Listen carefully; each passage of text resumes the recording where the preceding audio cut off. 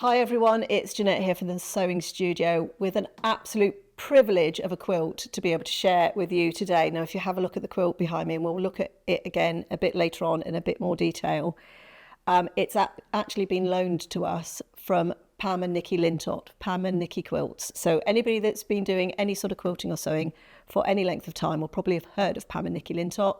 They've written loads of different books, really well-known name in the quilting industry, and we're ever so honoured. I'm personally very honoured, feel very honoured that they've loaned us our quilt and they've given us permission to share the blocks that get made into this quilt with you all.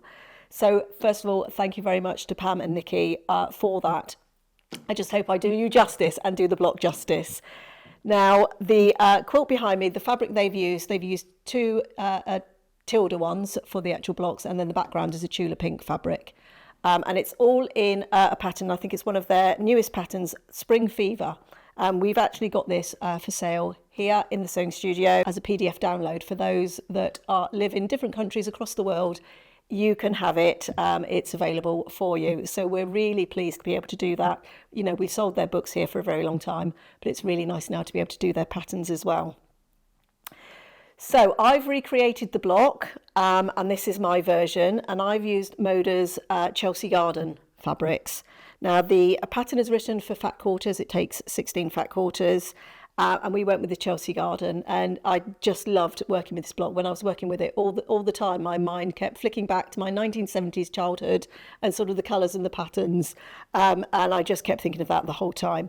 So really nice. So two fabrics here from the Chelsea Garden, and then the background fabric we've used is a Moda Bella Solid in Garnet, that one is called.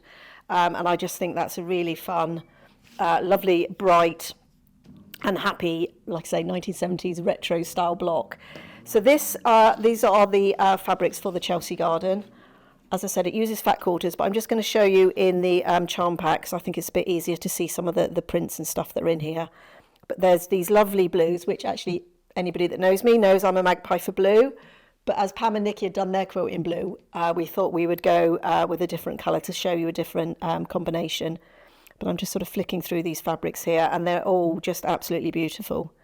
Just really, really lovely. Just some really nice small prints, but also some nice sort of larger ones in there as well. This sort of paisley design is just absolutely fabulous.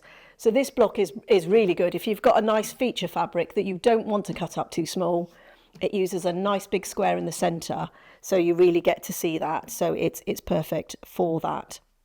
So as I said, we also sell it in the fat quarter bundles here. This is a 30-piece fat quarter bundle, so more than enough that you'll need to make this quilt.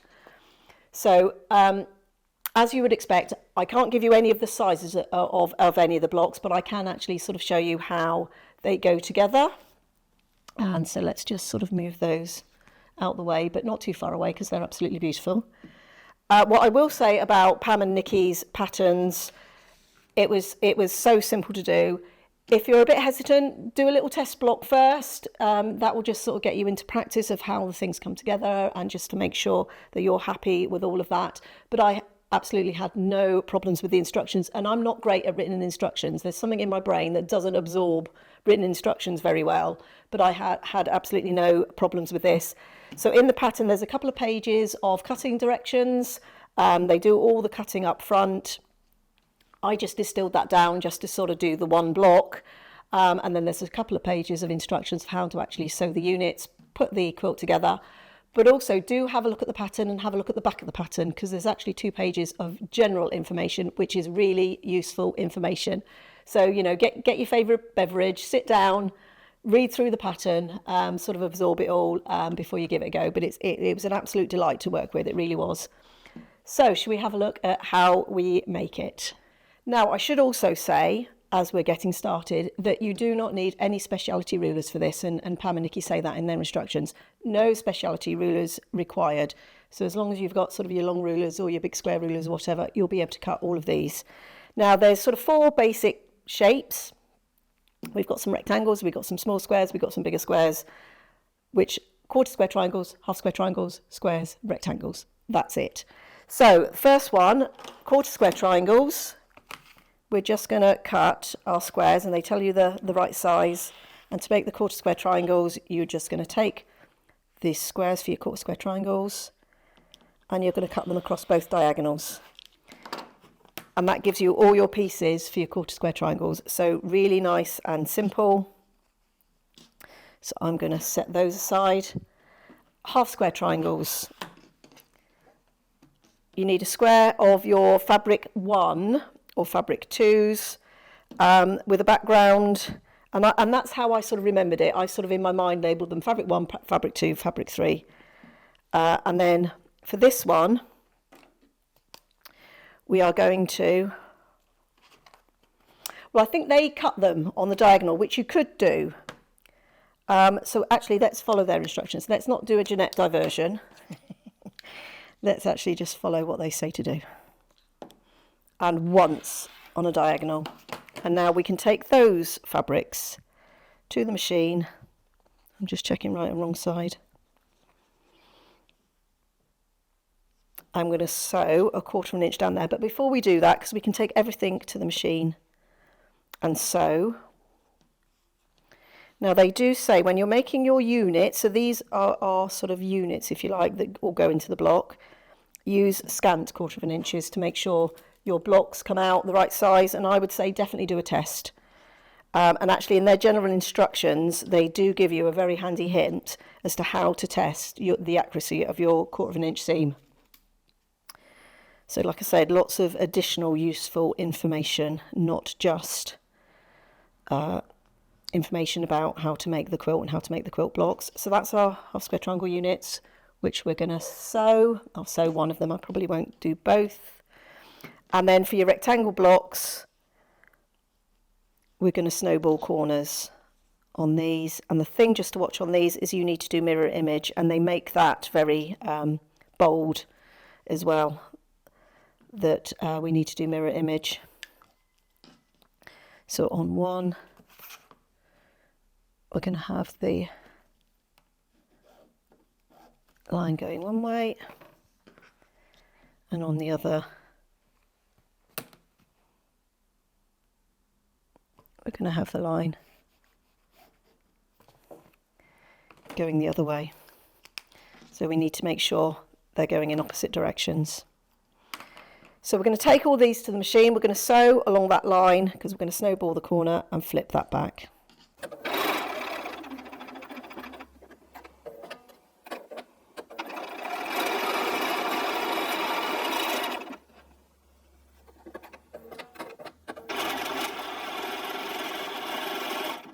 And then while we're here, we can put our half square triangles through.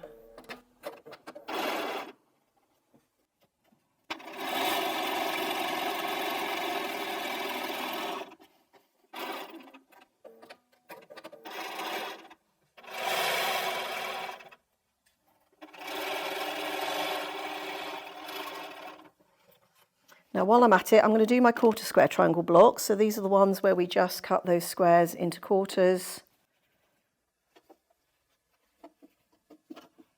So we're going to be sewing along this edge and along that edge.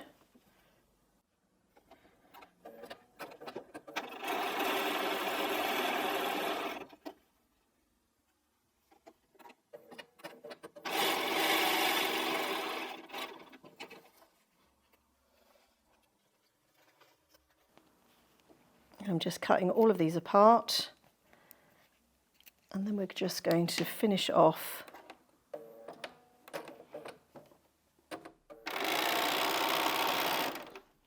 our 1/4 square triangle. And yeah, brilliant pattern for not needing any speciality rulers, so because we don't all have them, so the fact that we can just cut shapes to create the blocks is absolutely perfect, and it comes together really quickly.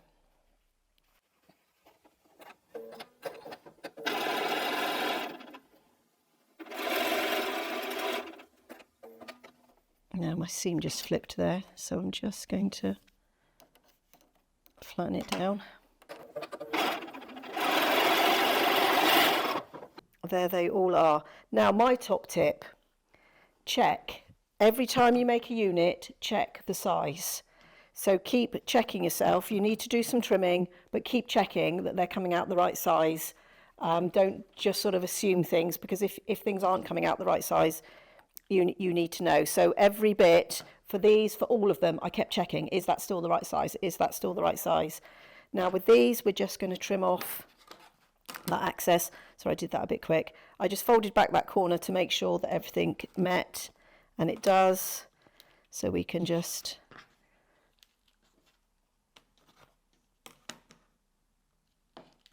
oh, I didn't on that one. Let's go rogue. Let's just do it. Me just saying check everything, and then I didn't. I think we'll be all right. I think we'll be all right.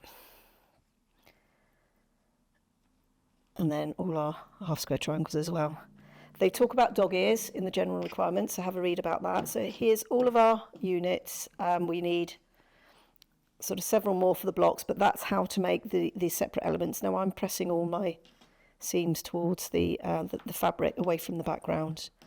So we've got half square triangles, we've got what I refer to as rectangle blocks. I think they call those unit C in the pattern, and they should be going in opposite directions, so be very mindful of that. And we've got quarter square triangles. So the whole block is made up of those elements. Now I'm just going to fast forward on a little bit, because I actually did a test block, and I actually made the units for that test block before I did this one, because like I said, I didn't want to use my good fabric without sort of knowing how to sort of put the units together. I sort of did a test block. So what I've done on that one, and let me just bring that one in and keep myself clear. See, at home this doesn't happen. I get into a right mess. But anyway, we've got our large centre square. And then those rectangles get sewn on to the sides of the quarter square triangle. Now, my way of remembering it is the long side always needed to be touching the quarter square triangle. And then the red fabric needs to touch the red fabric. So I think these once they get put together, get referred to as Unit D in the instructions. And you can sort of see how those pieces are coming together. And then background goes out in the four corners, which is where the half square triangles go.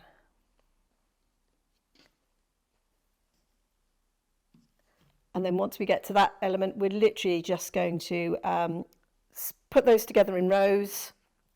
So that would be a row, that would be a row, and that would be a row.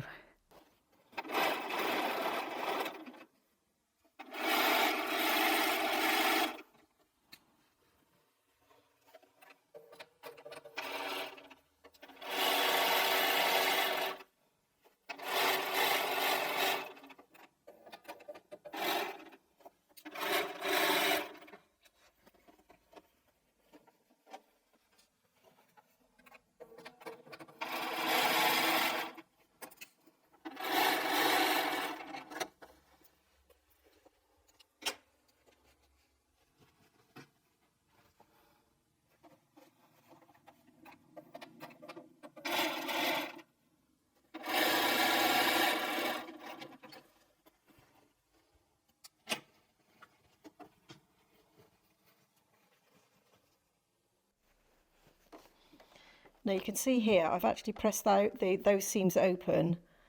There's not a lot to match in this block, so it comes together really well. So you can definitely press seams open.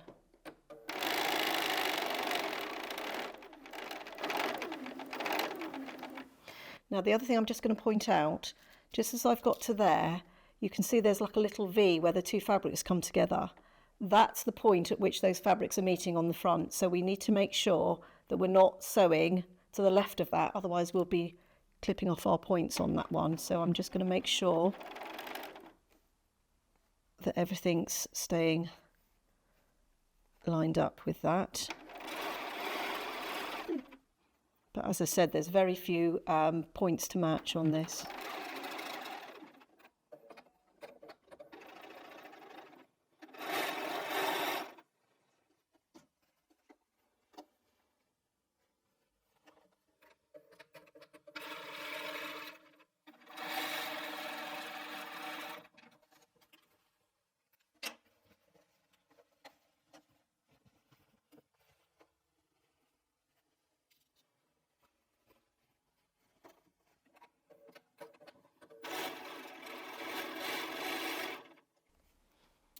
Now there's a match point here where this seam meets this large square.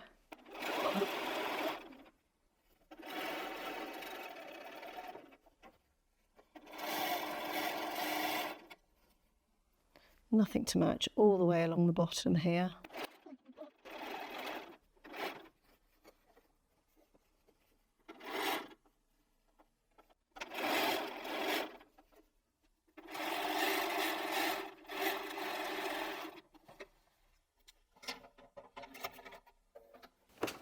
Okay, let's see how we've done, and take this to the iron and give it a press.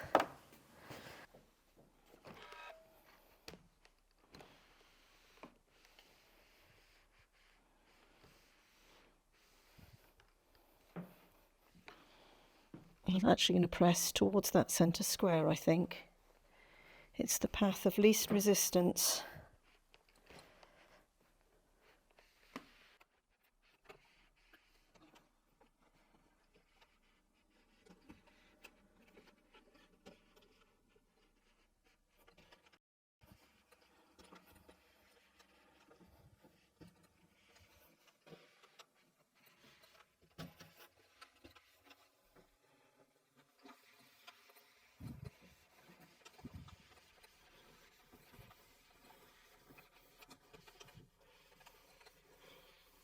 So there we are, there's our, well, technically my test block, because this was the one that I cut out first and just put the units together to make sure I was making the right sizes and that everything was coming out okay. Now I do just need to mention that the fabric I've used for this is actually a French General one. It's Fleur de Jardin, which I think it's a little bit of an older line now, but it was just some remnants that I had. But, you know, French General's a lovely French General fabric, isn't it? But these were just some remnants I had. And that sort of took me a while to work out whether or not the remnants I had were going to be big enough to make all the units for the block. But that's a different colourway again there. That's sort of probably sort of more to what probably I would have chosen, but I love this block now I've done it. So, you know, definitely see some more of that fabric in my future. So they're the blocks. Once again, thank you for Pam and Nicky from Pam and Nicky Quilts for allowing us to borrow the quilt, but also sort of demonstrate the block. It's an absolutely fabulous one, definitely a quilt block and a quilt that I would like to make, so I can see that one in my future. So thank you once again. I hope you've enjoyed this. I hope you give it a go. Like I say, it is a lovely block. It comes together quite easy. I think they say confident beginner. So if you've got a little bit of sewing knowledge, you know, as I said, my top tip is just check that your units are coming out the right size and keep checking as you go along. Find that's really helpful. Absolutely look at your accuracy of your 1/4 inch seam. As I said, Pam and Nicky do give you some tips on how to do that in their instructions. So it's a lovely pattern, lovely block, and absolutely beautiful quilt, definitely in my colourway because everybody knows how much I love blue. So thank you once again. I hope you've enjoyed that. If you have, please do like, comment, share, subscribe, all of those wonderful things. Thank you for spending some time with us here again today, and I hope you'll join us again here next time in the sewing studio.